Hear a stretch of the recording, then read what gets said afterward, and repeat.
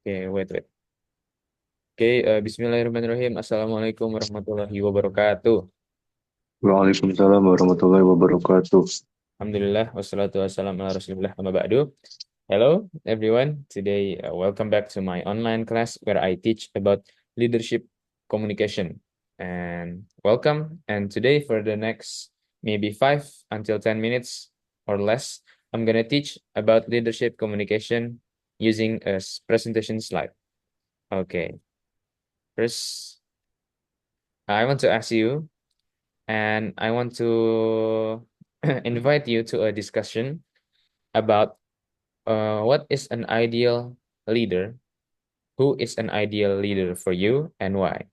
Okay, you may answer with anything, your opinion, please. What is an ideal leader and who and why? Maybe you can say, oh, it's my father. It's an ideal leader because this and that. Or maybe Prabowo is an ideal leader because this and that. Anything. Sir, I will transfer, sir. Okay, you can, please. My ideal, my ideal leader is my own dad, my Okay. own father. Why is that? Because why? Because he's the only one that always gives me motivation every morning Okay. and always let me through the word life, like how life works and how hard is life. Oh, okay, I get it. So for you, an ideal leader is like your own father, yeah, because your father often gives you motivation, telling you like life lessons, yeah, about life, the truth, etc., etc. Okay, very good answer. Next, I would like to deliver a quote that says, "The art of communication is the language of leadership." So, communication and leadership is two things that are connected and will always be together. When you are a leader, you will often communicate, and when you can communicate well, you are a good leader. A quote by James Hume. Okay, skip. I'm gonna explain to you the eighth thing in a leadership communication. The first is memberi or give. Ustadz Khalid Basalamah said, loyalty will be born from royalty. So if you want to have loyal friends, loyal colleges, loyal employees, when you are the leader, you have to be royal first with them. So you have to give, memberi, give. So when you often gives them reward, compliments, appreciation, people will be loyal to you. So that is the first formula is to give first. Give before receiving, like that. Second is train the skill of active listening skill. Okay.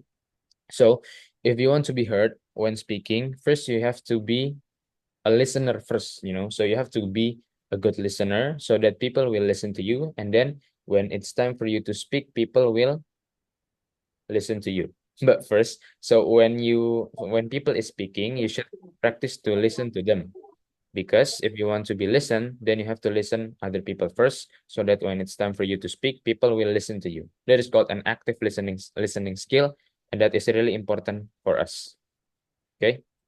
Next, we have to focus, eliminate the distractions. We have to give expressions when speaking. Eye contact, and then yell, your face, like going up and down, and then your facial expressions, like being like mad or happy or sad, giving the expressions that is important when communication. Okay, and also give feedback. Repeat what they said as an evidence that we are hearing them, and then give a feedback.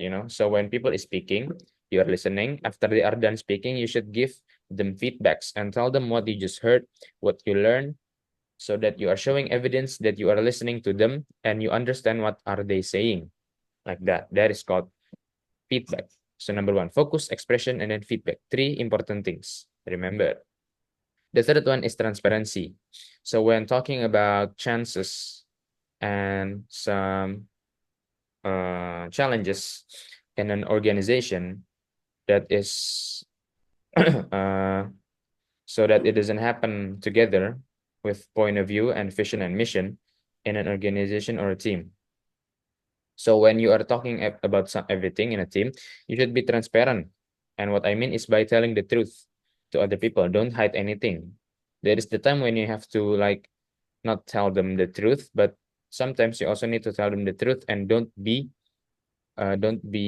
passive, just be transparent so that all people or your team know what are the challenges that you are facing, what are your you need to outcome, what are your challenges and things that are holding you down so that they can help you and solve it together. So in the end, they are not shocked with the problem that you already tell in the beginning, right?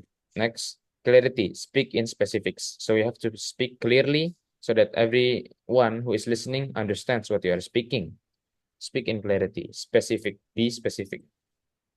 Give instructions and give like illustrations on what you are saying, and then do a repetition. So when you are saying, don't just say it once, but say it again, repetition, and then follow it up so that people understands because people are processing so many information in their minds, in their brain.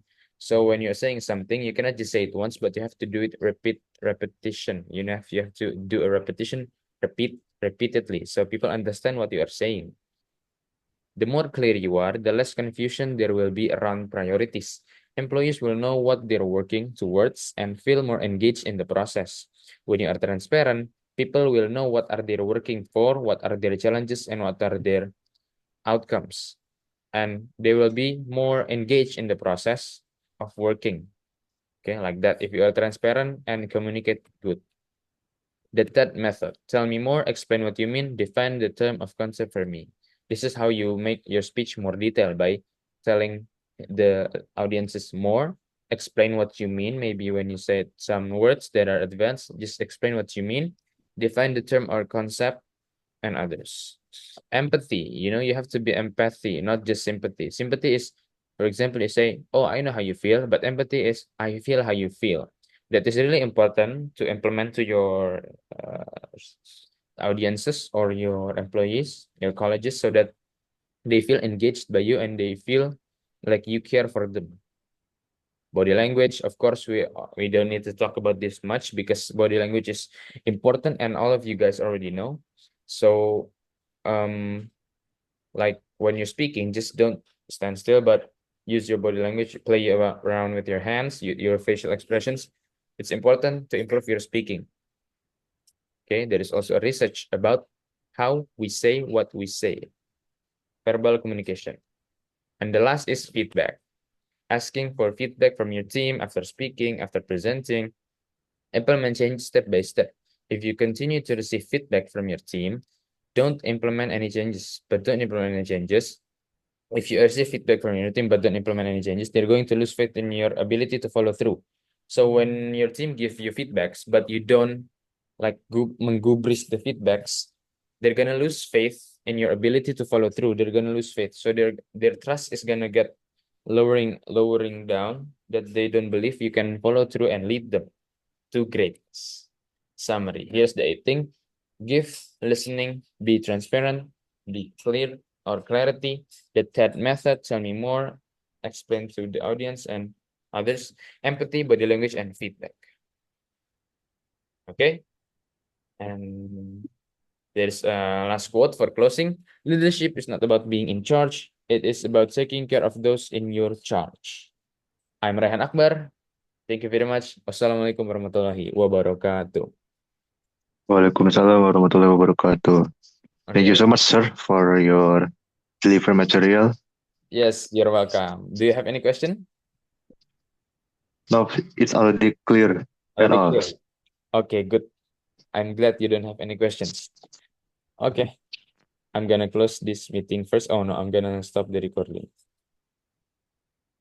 Okay, recording stop. And not yet.